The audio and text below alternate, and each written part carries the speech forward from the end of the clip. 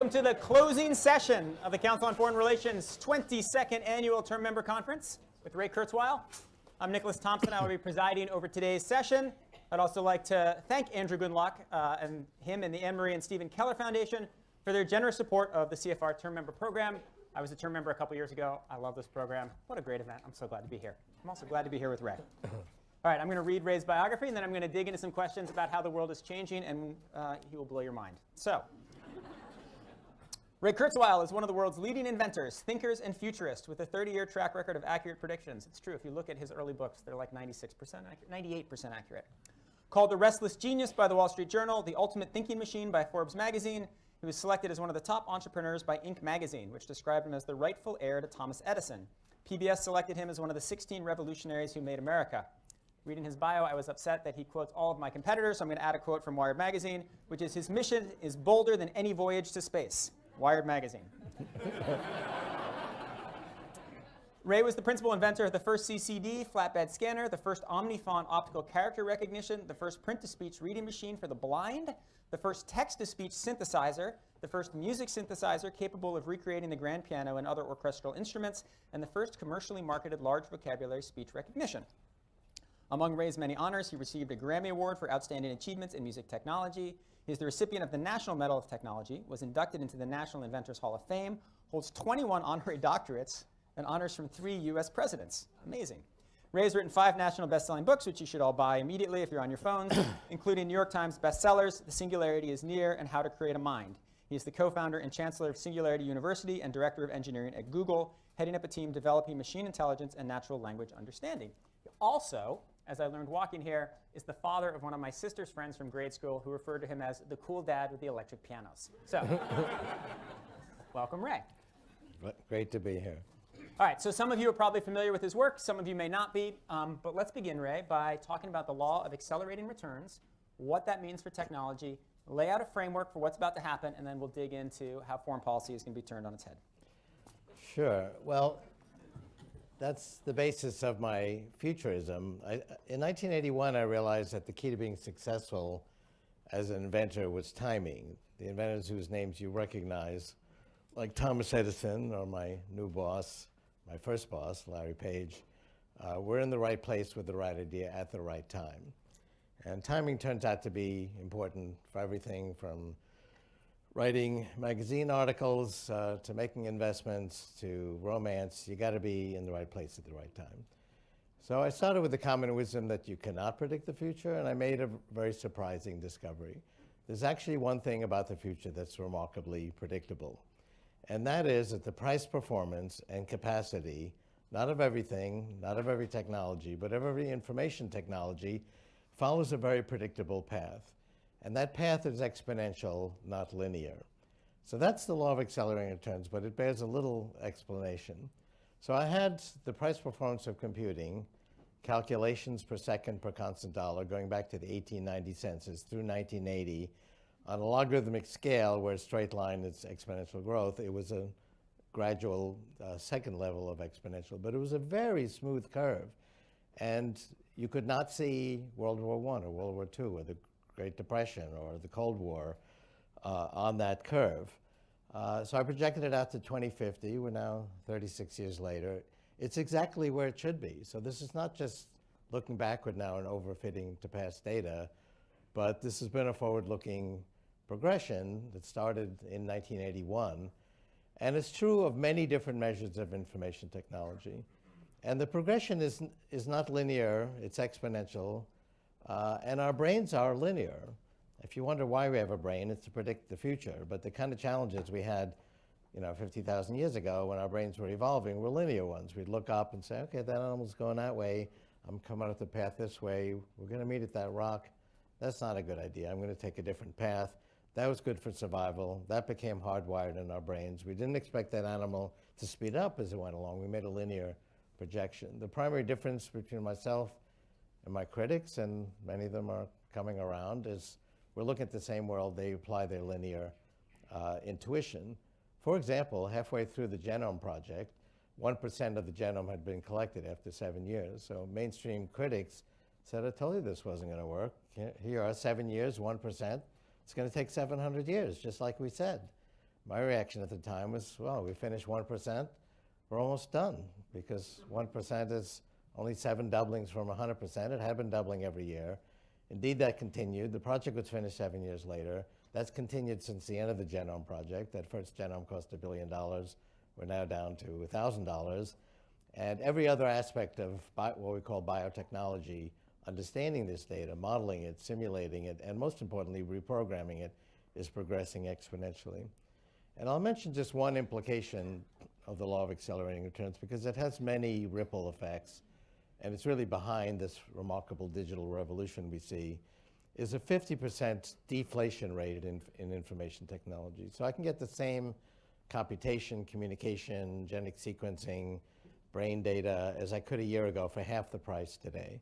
That's why you can buy an iPhone or an Android phone that's twice as good as the one 2 years ago for half the price. We put some of the improved price performance in price and some of it into performance. So you asked me actually just a few minutes ago, and a question that was also asked by Christine Lagarde, head of the IMF, at her annual meeting recently.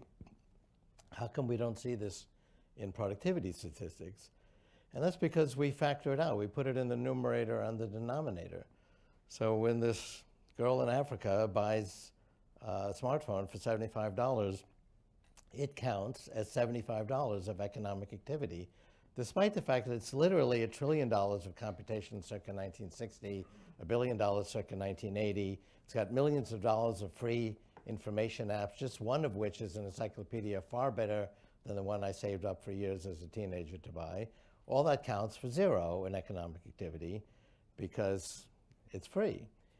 So we really don't count the value of these products. And people who compile these statistics say, well, we take into consideration quality improvement in products, but really using models that use the old linear assumption.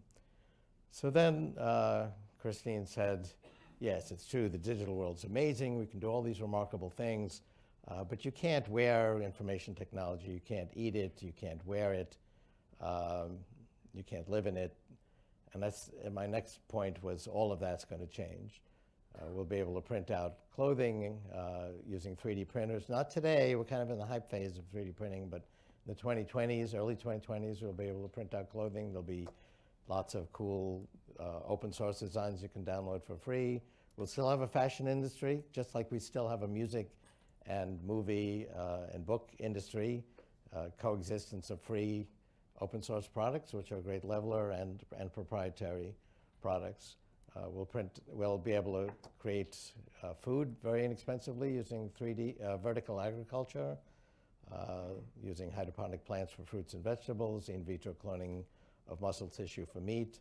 The first hamburger to be produced this way has already been consumed. It was expensive. It was a few $100,000, but it was very good. You're on the Upper East Side. That's like what it costs. But that's research costs. So it's a long discussion, but all of these different resources are going to become information technologies. A building was put together recently as a demo using little modules snapped together Lego style, printed out on a 3D printer in Asia, put together a 3-story office building in a few days. That'll be the nature of construction. In the 2020s, 3D printers will print out the physical things we need. She said, okay, but we're getting very crowded. Land is not expanding. That's not an information technology. And I said, well, actually, there's lots of land. We just have decided to crowd ourselves together so we could work and play together. Cities was an early invention. We're already spreading out with even the crude virtual and augmented reality we have today. And try taking a train trip anywhere in the world, and you'll see that 97% of the land is unused. All right, so lots coming. Let's talk about intelligence. So like the phone in my pocket, it's better than I am at math, it's better than I am at Go, it's better than I am at a lot of things. When will it be better at me at holding a conversation? When will the phone interview you instead of me? We do have technologies that can have conversations. I mean, my team at Google created smart replies, you know. And when Ray actually answers all of your emails, is another way to describe his job at Google, which is amazing. Yeah, so we're writing millions of emails, and it has to understand the meaning of the email it's responding to, even though the proposed suggestions are brief.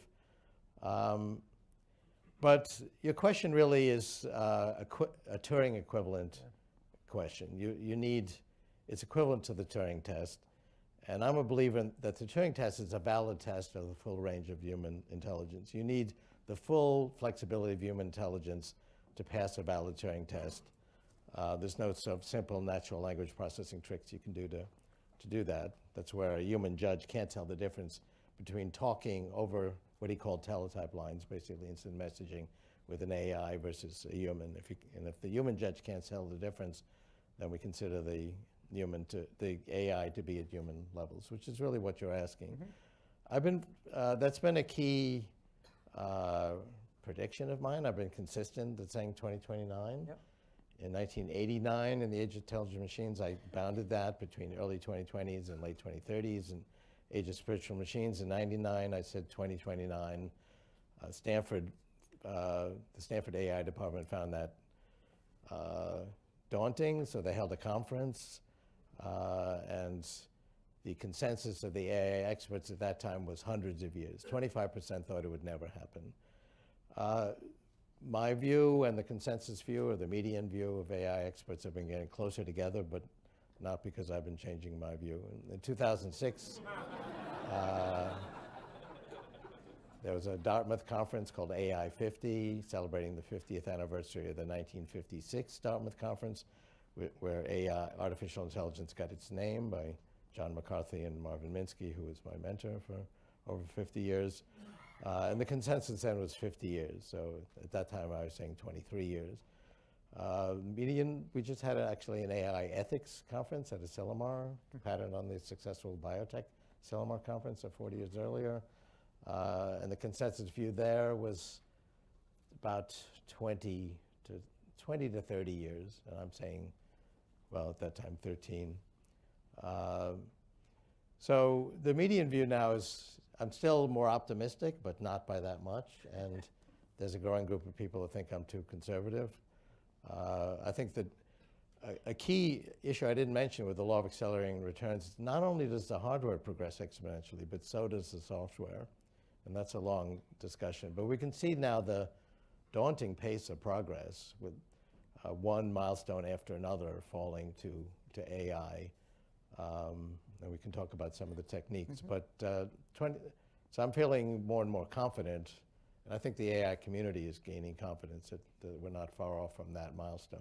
All right, so I got 12 more years I can do this kind of thing. So anybody in the CFR booking department, please keep inviting me, because I do enjoy doing these and time is limited.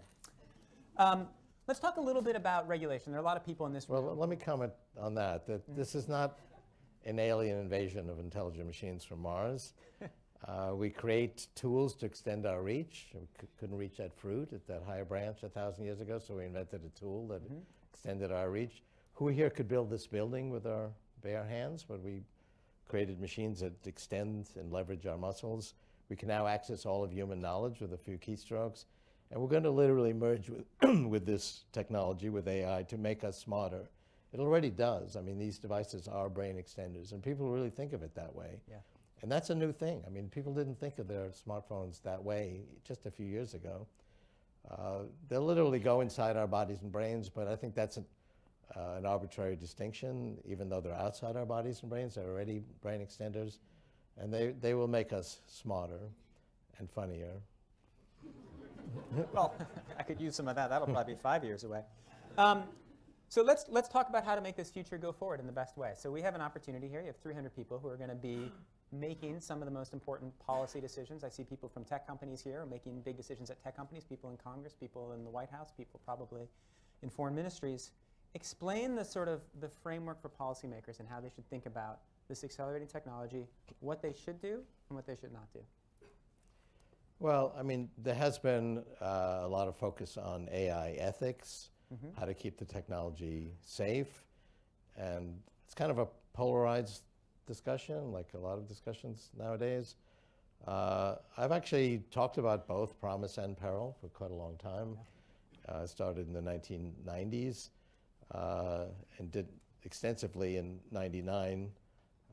You might remember Bill Joy's cover story in Wired. I wasn't there at the time. Right, but that was a reflection on my book, Age of Spiritual Machines, which had just come out talking about the grave promise and peril, and he focused on the peril, and it created quite a firestorm then. 2006, chapter 8 of The Singularity is Near is the deeply intertwined promise versus peril of GNR, genetics, nanotechnology, and robotics. Technology has always been a double-edged sword. Fire kept us warm, cooked our food, and burned down our houses. These technologies are much more powerful. It's also a long discussion, but I think we should go through 3 phases, at least I did, in contemplating this. First is delight at the opportunity to overcome age-old afflictions, poverty, disease, and so on. Then alarm that these technologies can be destructive and cause even existential risks. And finally, I think where we need to come out is a appreciation that we have a moral imperative to continue progress in these technologies, because despite the progress we've made, and that's a whole nother issue, people think things are getting worse, but they're actually getting better, and we could talk about that. But there's still a lot of human suffering to be overcome. It's only continued progress, particularly in AI, that's going to enable us to continue overcoming poverty and disease and environmental degradation while we attend to the peril. And there's a good framework for doing that. 40 years ago, I alluded to this a moment ago, there were visionaries who saw both the promise and the peril of biotechnology, basically reprogramming biology away from disease and aging, neither of which was feasible 40 years ago. So they held a conference called the Asilomar Conference at the Conference Center in Asilomar and came up with ethical guidelines and strategies how to keep these technologies safe. So now it's 40 years later. We are getting clinical impact of biotechnology. It's a trickle today. It'll be a flood over the next decade. The number of people who've been harmed, either accidentally or intentionally, by abuse of biotechnology so far has been 0. That doesn't mean we can cross it off our list. Okay, we took care of that one. But it is, because we have to keep revising these guidelines because the technology keeps getting more sophisticated. But it's a good model for how to proceed. And we just had our first Asilomar conference on AI ethics. And a lot of these ethical guidelines, particularly in the case of, say, biotechnology, have been fashioned into law. So I think that's the goal. It's the first thing to understand. The extremes are, oh, let's ban the technology, let's slow it down. It's really not the right approach. Let's guide it in a constructive manner. There are strategies to do that. That's another complicated discussion. Mm-hmm. Well, let's delve into that complicated discussion at least for a minute or two. What, you can imagine some rules that say Congress could say that anybody working on a certain kind of technology has to make their data open, right? For example, or has to be willing to share their data sets, and at least to allow competitive markets over these incredibly powerful tools. You can imagine the government saying, actually, there'll be a big government-funded option that we're going to have, kind of like OpenAI, but run by the government. You can imagine a huge national infrastructure movement to build out this technology, so at least people with public interest at heart have control over some of it. What would you recommend? Well, I think open source data and algorithms in general is a good idea. Google put all of its AI algorithms in the public domain with TensorFlow, which is open source. A lot of data is open source. I think that's a good direction to go in. I think it's really the combination of open source and the ongoing law of accelerating returns that will bring us closer and closer to the ideals. I remember in 4th grade, my social studies teacher put on the board from each according to his ability, to each according to his need. And he asked the class, well, what's wrong with that? And I said, oh, that's great. And he said, well, that's the premise of communism. And everybody got, oh my God, is he a secret commie? And, but that is a good goal. Forced collectivism was a bad strategy. But I think we can get to that goal through a combination of open source and the ongoing exponential progress in both hardware and software. So I think it's a good direction to go in. There are lots of issues, such as privacy, that are critical to maintain. And I think people in this field are genuinely concerned about the issues. There was a lot of representation by Google and DeepMind at this Asilomar conference. It's not clear what the right answers are. I think we want to continue the progress. But when you have so much power, even with good intentions, there can be abuses. And what worries you? I mean, your view of the future is very optimistic. That's very encouraging to hear, but what worries you? Well, I've been accused of being an optimist, but and you have to be an optimist to be an entrepreneur. Because if you knew all the problems that you were going to encounter, you'd probably never start any project. But I have, as I say, been concerned about and written about the downsides, which are existential. We had the first existential risk to humanity when I was in grade school. We would have these civil defense drills where we'd get under our desks and put our hands behind our heads to protect us from a thermonuclear war. And it worked. But It's true. so we have new existential risks. These technologies are very powerful. And so I do worry about that, even though I'm an optimist, and I'm optimistic that we'll make it through. I'm not as optimistic that there won't be difficult episodes. World War II, 50 million people died, and that was certainly exacerbated by the power of technology at that time.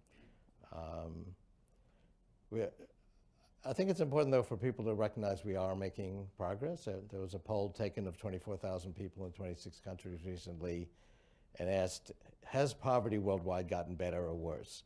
90% said incorrectly it's gotten worse. Yeah. Only 1% said correctly that it has fallen by 50% or more. There's a general pessimism that things are getting worse, the world's getting more violent. So I say, oh, this is the most peaceful time in human history. And people say, don't you pay attention to the news? There was just an incident a few days ago and a few days before that. And, well, our information about what's wrong with the world is getting exponentially better. And certainly, it's far from a perfect world, but your chance of actually, Steven Pinker documents this in his book, The Better Angels of Our Nature. There's been an exponential decline in the likelihood of your being killed by interpersonal or state-sponsored violence. And so that's another long discussion. Well, but since these people are not going to be killed, we're going to have a Q&A in about 5 minutes. So I'm going to ask you one more question, which is about their futures, which is, what should they do? Right? They're about to enter a world where the career choices are career choices mapped onto a world with completely different technology. So in your view, what advice do you give the people in this room? Well, it really is a old piece of advice, which is to follow your passion, because there's really no area that's not going to be affected or that isn't a part of this story. My father knew he had a passion for music from a very young age. And music is relevant to this story. The neocortex is a hierarchy of modules, and we got an additional amount of neocortex 2 million years ago when we got these big foreheads. And what we did with it is put it at the top of the neocortical hierarchy, and that was the enabling factor for us to invent music. Every human culture we've ever discovered has music, and no other animals have music. Humor came with that additional neocortex. Language, art, science, technology, magazines. We're going to do it again. We're going to merge with simulated neocortex in the cloud. And so again, we'll be smarter. We'll create new forms of communication that are as profound as music is. Try explaining music to an animal that doesn't understand that concept. So everything is really relevant. And it's not going to, my view is not that AI is going to displace us. It's going to enhance us. It does already. I mean, who can do their work without these brain extenders we have today? And that's going to continue to be the case. And people say, well, only the wealthy are going to have these tools. And I say, yeah, like smartphones, of which there are 3 billion. I was saying 2 billion, but I read the new statistic now, it's 3 billion. It'll be 6 billion in a couple of years. That's because of this fantastic price-performance explosion. So these technologies, only the wealthy will be able to have these technologies at a point in time where they don't work. By the time they work well, they're virtually free. So, find where you have a passion. Some people have complex passions that are not easily categorized, and so find a way of contributing to the world that, where you think you can make a difference. Use the tools that are available. The reason I came up with the law of accelerating returns literally was to time my own technology projects, so I could start them a few years before they were feasible. So try to anticipate where technology is going. And people forget where we've come from. I mean, just a few years ago, we had the little devices that looked like a smartphone, but they didn't work very well. And so that revolution in mobile apps, for example, hardly existed 5 years ago.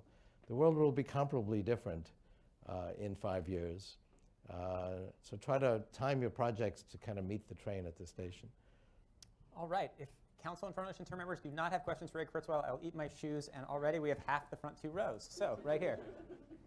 Please state your affiliation, ask the question. A reminder, this meeting is on the record, so your words can and will be used against you. So, Adedayo Banwo, Deutsche Bank.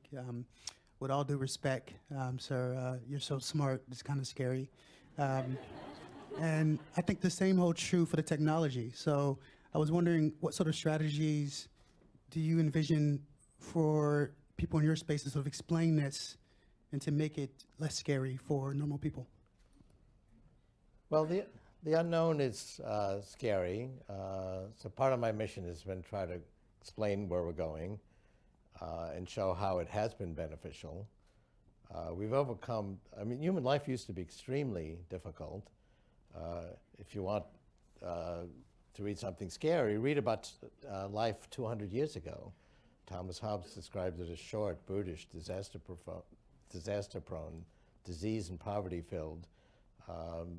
And there was no understanding of the germ theory of disease. People got diseases all the time. There was no antibiotics. A routine infection would throw a family into economic desperation. There are no social safety nets. Life expectancy was 37 in 1800. And even the kings and queens didn't have amenities a century or two ago that the poor have today, like flush toilets and refrigerators and radio, TV, computers. So the future really will provide an opportunity to continue to overcome human affliction and add to our creativity.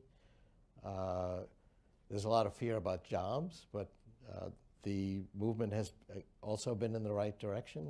If I were appression futures to 1900, I'd say, well, 38% of you work on farms and 25% of you work in factories. It's 2/3 of the population. But I predict in 100 years, that'll be 2% on farms and 9% in factories. And everybody go, oh my God, we're going to be out of work. And I say, well, don't worry. For every job we destroy at the bottom of the skill ladder, we're going to create more than one job at the top of the skill ladder. And people would go, oh, great, what new jobs? And I'd say, well, I don't know. They haven't been invented yet, which is part of the problem. We can clearly see today, we can see even better because we have better communication and knowledge, the jobs going away. If you're driving a truck or a car, you probably heard about self-driving vehicles, and we can't see what's coming. If I were really prescient in 1900, I'd say, well, you'll be creating websites and doing data analytics and apps for mobile devices, and nobody would have any idea what I'm talking about. So some economists say, yes, that's all true, but it's slowed down in recent years. That's not true. The whole mobile app economy, which has many different ways to make money, didn't exist 5 years ago. And I think most importantly, not everybody's thrilled with their job, but increasing fraction of people actually get some of their self-identification and gratification and self-actualization from their employment, which wasn't the case 100 years ago. So I try to articulate the benefits and what we can see that's positive about the future. In the very front right here. I'd like to say, I am glad we don't all drop dead at 37. Thank you, Ray. Hi. Well, I gave a talk to junior high school kids, 13 and 14-year-old science winners from around the country, and I said to them, if it hadn't been for the scientific progress we've made, you all would be senior citizens, because life expectancy was 19 1,000 years ago. Hi, Alana Ackerson, and I just did a doctorate looking at how the development of newer and better technology is a way that we as humans express faith in a better future for humanity. And so from that lens, I'd love to hear your thinking on, as we are now, as intelligence is now transcending us as humans in some ways, what are your thoughts about how we are going to be redefining our understanding of who we are as humans, and taking your phrase, an age of spiritual machines, how we are from a spiritual perspective? So how is this going to fundamentally change, our lens on these things? Right, well, great question. We are the species that changes ourselves and changes who we are. That came with that additional neocortex 2 million years ago, and that we could then conceptualize different futures.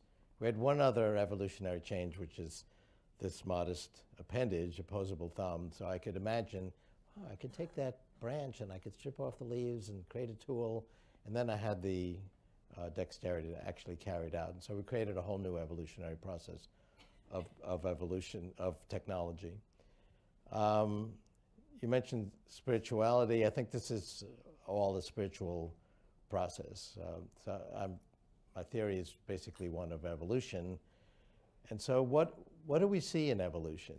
Both biological evolution and technological evolution, which is really a continuation of biological evolution. I have a chart showing the acceleration of change, which goes very smoothly from biological to technological evolution. It took hundreds of millions of years for mammals to evolve, for example. And now we have paradigm shifts in just a few years' time. Well, what happens to entities in evolution? They get more complicated, they get more knowledgeable, they get more creative, they get more beautiful. So if we look at how God has been described in different religious traditions, I grew up in a Unitarian church where we studied all the world's religions, and there was a common theme. Although they all have different metaphors and different stories, God was described as an ideal, as being unlimited in what? In those very same qualities. All-knowing, infinitely intelligent, infinitely creative, infinitely loving, and so on. So we actually improve those very qualities at an exponential rate through an evolutionary process, never achieving an infinite level, but growing explosively in that direction. So we never become God, but we become more godlike in these various qualities. So you can say that evolution is a spiritual process bringing us closer to God. And the other implication that's spiritual, and really where that title, Age of Spiritual Machines, comes from, is what is spiritual? It's really a word for consciousness. Our whole moral system, our sense of values, is that consciousness is the precious thing. That's the sort of underlying debate in animal rights. Conscious entities are what's important. Non-conscious entities are only important insofar as they affect the conscious experience of conscious entities. So who and what are conscious is the key question, and that's the underlying question in animal rights. That'll be a question when it comes to AI. So I alluded to earlier, we're going to merge with this technology. I'd say we already have done that to some extent. Medical nanorobots will go inside our brain, connect our neocortex to the cloud. So your smartphone, even though it is itself 1 billion times more powerful per dollar than the computer I used when I was an undergraduate at MIT, it multiplies itself again 1 millionfold by connecting to millions of computers in the cloud. We can't do that directly from our neocortex. We do it indirectly through these devices. We'll do it directly in the 2030s, and not just to do things like search and translation directly from our brains, but although we'll do that, but to actually connect to more neocortex. So it'll be just like what happened 2 million years ago when we got these big foreheads, and we got this additional neocortex. We put it at the top of the hierarchy. That was the enabling factor for humor and language and music and so on. We'll do it again, only unlike 2 million years ago, it won't be a one-shot deal. We couldn't keep growing this enclosure without making birth impossible. The cloud is pure information technology. It's not limited by a fixed enclosure. So we will become more and more non-biological. So people say, oh, we're going to lose our humanity. Well, if you define human as being necessarily purely biological, I think we're already not purely human anymore, because we're not purely biological anymore. And we're going to become increasingly non-biological, but that's who we are. I mean, that is the definition of human, the species that changes itself, that creates tools, that goes beyond our limitations. Anybody conscious in the back of the room? How about way back there in red? Dark hair, yeah. Maybe you're not in red, but. Thank you. It's more of a pink. my glasses aren't enhanced enough. Remo with Senator Dick Durbin's office. Thank you. This is the most elegant description of the robots coming that I've ever heard. And I'm just curious, so much of the emphasis has been on sort of the really lovely side of human nature, on science and exploration. And I'm curious, as we sort of move more towards our robot partners, what about the dark side? What about war and war machines and violence? I think already in some early AI experiments, there have this issue of sort of when you take the internet in aggregate, there is sort of a hostility or negativity in verbiage that is put into some of these machines. And what is your thinking on that, or what is the reaction, or what are the controls for that? And I ask that as someone I'm an optimist. I think, at least from sitting in Washington, one of the worries about this is, how do you filter for that when we haven't even been able to answer that question for the internet yet? Yeah. Well, let me come back to what I think can be done about that, but just to make a overriding point, that the increase in communications, I think, has fostered democracy and peace. So that started with books in the Middle Ages, and then we had other forms of communication. You could count the number of democracies a century ago on the fingers of one hand. You could count the number of democracies 2 centuries ago on the fingers of one finger. The world is not a perfect democracy today, but that has been accepted as the ideal, and people at least argue that as to how they are a democracy. That's become the model. That wasn't the case a century ago. There wasn't that consensus. And the world has become more peaceful, as I just mentioned, and there's a lot of documentation on that. Doesn't appear to be the case because our information about what's wrong with the world is getting exponentially better. And there's actually an evolutionary preference for bad news, because it was actually in your interest, tens of thousands of years ago, for you to pay attention to bad news. A little rustling in the leaves that might be a predator, that was important to pay attention to.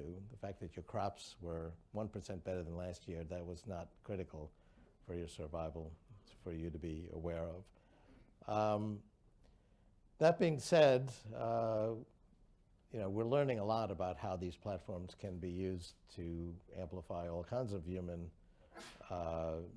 inclinations and be manipulated. And a lot of this is fairly recent information that we're learning.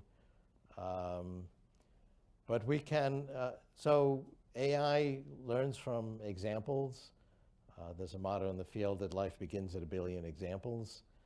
And the best way to get examples is to learn from people. So AI very often learns from people. Not always. AlphaGo Zero just learned from itself by playing Go games against itself, but that's not always feasible. Particularly when you're trying to deal with more complex real-world issues. There's a major effort in the field. It's going on in all the major companies and in open source research as well, to de-bias AI, because it's going to pick up biases from people if it's learning from people, and people have biases. And so to overcome gender bias and other types of racial bias, that can actually be a goal. As humans, we pick up biases from all of the things we've seen. A lot of it's subconscious. We then learn as educated humans to recognize bias and try to overcome it, and we can have conflicts within our own mind. The metaphor that my mentor Marvin Minsky used in the title of his book, Society of Mind, I think is a good one, because I very often hear the society in my own mind bickering about some issue, and there's different factions for different issues. But there's a whole area of research to debias AI and to overcome the biases it may pick up from people. So that's one type of research that can overcome problems with machine intelligence. In these ways, machine intelligence can be actually less biased than the humans that it learned from. Overall, though, I think despite the promise and peril that's intertwined in social media, it's overall been a very beneficial thing. I walk through airports and every child over the age of 2 is on their devices, and it's become a world community, and I think the generation now growing up, more so than any other generation, feels that they are citizens of the world because they're really in touch with all the cultures of the world. Right here in the front, Adam. Hey, Adam Getty with Ionic Security. Ray, really appreciate all the work you keep doing with Singularity. But I do want to leap forward to 2030 timeframe. We've got the nanobots, we're connected. Now I've got a collective set of kind of thought and almost infinite capacity comparative to where we are today. That won't be until 2035. So. All right, 2035, all right, 2035, we're there. That happens. And kind of on the same progression of more information has created more peace, better kind of understanding of a global community versus these isolated communities. When we have the ability to have that kind of much higher bandwidth access to this extraordinary processing and intelligence infrastructure, does that deeper appreciation now of everybody else and every other culture, because we have the bandwidth to absorb it and process it, what are the implications you see on nation state structures and global governing structures when the world is truly connected that way? I mean, we're already part of the way there. You know, there's some issue in the retirement funds in Italy, and the whole world it's not only aware of it, but it affects everyone. So we are not isolated islands and haven't been that way for a long time. And there's appreciation how issues of economics or foreign affairs anywhere in the world have an immediate effect on us. It's not just that we care about these other people. And, you know, old institutions continue. There's still horses and buggies not far from here. There's still mechanical typewriters. Religion is still an institution, but has much less effect than it did, say, a century ago. Wasn't that long ago in human history that it really governed and had deep influence on every facet of everyone's life. It now has a role that varies depending on the person, but it's a much less pervasive force. Same thing's true of nation states. I mean, people really are increasingly identifying as citizens of the world. And I think over time, nation states will become less influential. I mean, I think we're on that path. Wait, can I just, in the last year in this country, we have not grown closer to the rest of the world, and a lot of people would say our democracy has not gotten better. Is this a blip in the ongoing continuing progress and mankind coming together, or is this, or are many people misinterpreting it?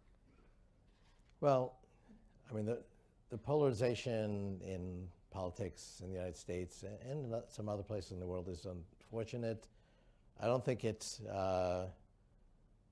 is an issue for the kinds of things that we've been talking about today. We've had major blips in the world. World War II was a pretty big blip, and actually didn't affect these trends at all. I mean, one of the remarkable things I noted in '81 when I first noticed this is, where is World War II or World War I on these graphs? So it kind of has a mind of its own.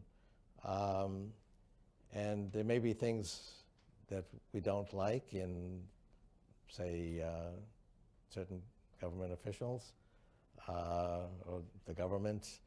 But there's very robust discussion. We're not in a totalitarian era where you can't voice your views. I'd be more concerned if we moved in that direction, but I don't see that happening. So not to diminish the importance of government and who's in power and so forth. But it's at a different level. The kinds of issues we're talking about are not really affected by these issues. Now, there are existential risks that I worry about that I mentioned, because technology is a double-edged sword. On the far left. Hi, Aubrey Ruby, Africa Expert Network. My question is about inequality. From a human history perspective, maybe we started out very equal as hunter and gatherer, but there were a lot of phases of most of human history where inequality was quite high. And I'm wondering whether you think the 20th century was an anomaly in that sense, and how the diffusion of technology is going to impact inequality if you look at Gini coefficients worldwide. Well, I think there's been a worldwide movement towards greater equality. Ancient societies were not equal. First of all, gender roles were very rigid, and there was no concept of gender equality. My own family's been involved in this. My daughter's right here, but my great-grandmother started the first school in Europe that provided higher education for girls in 1868, taken over by her daughter, who became the first woman to get a PhD in chemistry, and wrote about this. The title of her book is "One Life is Not Enough," which kind of presaged my interest in life extension. But if you talk about gender equality, we've come a long way. But there's all kinds of issues. I mean, slavery was considered the norm, certainly here in the United States, but around the world, not that long ago in human history. And there's been recent issues with gay rights and gay marriage, and there's a continual progression, I think, of human rights. This Unitarian church I grew up in, one motto was "Many paths to the truth," so we studied all the world's religious traditions, but they were also focused on the here and now and civil liberties, and we went to civil rights marches in the South in the 1950s. And so I think we are making progress. I mean, there wasn't even discussion of these issues not that long ago. I mean, when I was... Economic equality is getting better. Poverty in Asia has fallen by over 90%, according to the World Bank, in the last 20 years. They've gone from primitive agrarian economies to thriving information economies. Africa and South America have growth rates that are substantially higher than the developed world. So there's any snapshot you take, there's inequality, but it's dramatically moving in the right direction. Poverty worldwide has fallen 50% in the last 20 years. And there's many other measures of that. People say the digital divide, but the internet, smartphones are very strong in Africa. That's a change just in the last few years. So we're moving in the right direction. At any one point in time, there's grave inequality and people who are suffering, but the numbers are growing in the right direction. Okay. In the very far back, last man against the wall. Hi, my name is Les from Alpine. I guess my question is a question very generic that you probably get asked every day, and I'm the father of 4 kids, so I think about it all the time. So, and that is really why we have people like yourself, but in our country, why do we score so poorly in STEM? Why do you think that happens, and what do you think is the answer to that? Because I'm trying to get my kids prepared for 2035. Well, it's an interesting dichotomy. We do, on various measures, fall behind on STEM. There's still a gender issue with STEM. The girls are right up there with the boys up through junior high school, but then they tend to drop out, and we don't fully understand the reasons for that. There seem to be powerful cultural issues at work, and people are working on overcoming that, but we don't fully understand it. But despite all that, the United States leads in STEM. I mean, the leading high-tech companies are American. Certainly other countries like China are moving rapidly. But we do have kind of an entrepreneurial leadership. There's a frontier mentality that comes from the United States being a place that you went to overcome oppression and to seek a better life that is, I think, ingrained in the American character. And also, we are the land of all the world's peoples. So we understand all the different markets around the world because all those people are here, and that's what makes up America.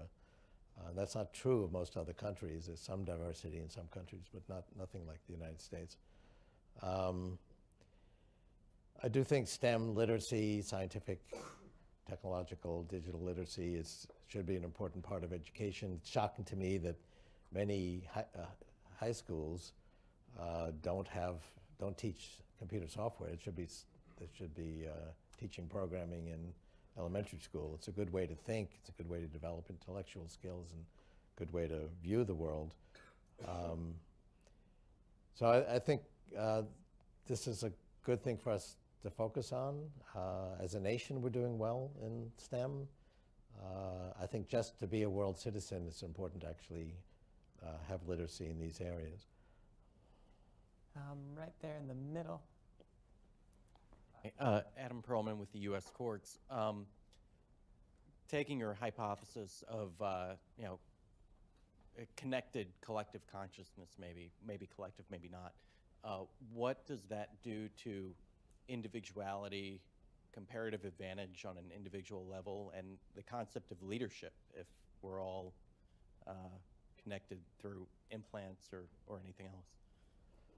Well, yeah, another way of asking that is, aren't we going to all become the same if we all have access to all this knowledge and thinking capacity? I think we'll actually become more different.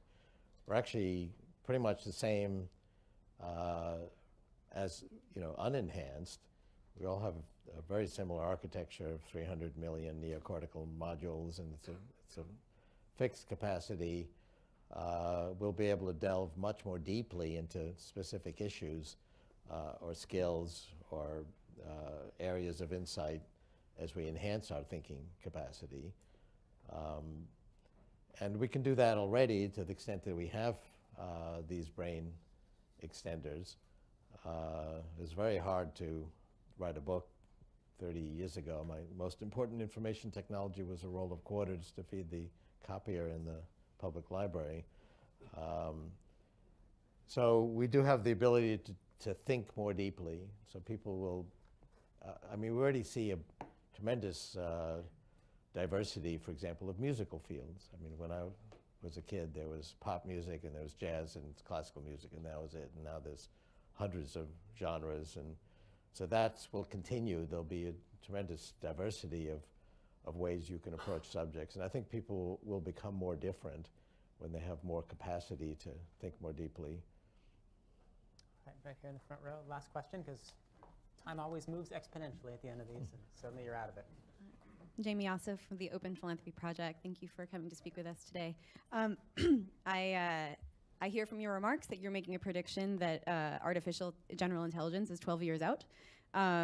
You've mentioned a couple times that notwithstanding your optimism, you are concerned somewhat about existential risks.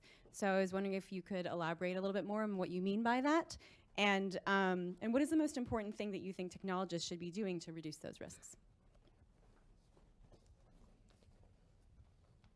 Well, existential risks are risks that threaten the survival of our civilization. So the first existential risk that humanity ever faced was nuclear proliferation. We have had the ability to destroy all of humanity some number of times over. There's debate about what that number is, but it doesn't really matter. And these new technologies, it's not hard to come up with scenarios where they could be highly destructive or destroy all of humanity. So biotechnology, for example, we have the ability to reprogram biology away from disease. Immunotherapy, for example, which is a very exciting breakthrough in cancer. I think it's going to be quite revolutionary. It's just getting started. That's reprogramming the immune system to go after cancer, which it normally doesn't do. But bioterrorists could reprogram a virus to be more deadly and more communicable and more stealthy and create a super weapon.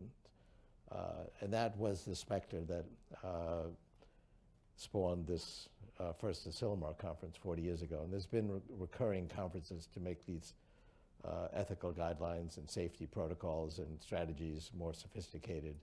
And so far it's worked. But we keep making the technology more sophisticated. So we have to, reinvent them over and over again. So we just had our first Asilomar conference on AI ethics. We came up with a set of ethics which we all signed off on. A lot of them are somewhat vague. I think if you look back at the Asilomar guidelines for biotech 40 years ago, it was the same thing. They got more teeth and more specificity and more significance over time. I think it's an important issue to give a high priority to. We're finding we have to build ethical values into software. A classical example is your self-driving car. The whole motive for self-driving cars is they'll eliminate 99% of the 2 million deaths a year from human drivers, but it will get into a situation where it has to make an ethical decision. Should it drive towards the baby carriage or towards the elderly couple or towards the wall and perhaps kill your passenger? Do you have an ethical guideline to your passenger who might own you? You can't send an email to the software designers in that circumstance. So, gee, what should I do? It's got to be built into the software. So those are practical issues, and there's a whole area of AI ethics growing over this. But how do we deal with the more existential risks? Weaponization of AI, which is not something in the future. I mean, defense departments all around the world have been applying AI. There was a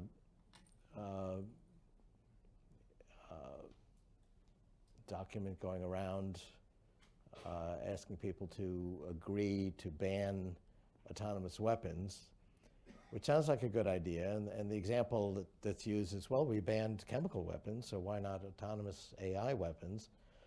It's a little more complicated because we can get by without anthrax and without smallpox. It's okay to just ban them.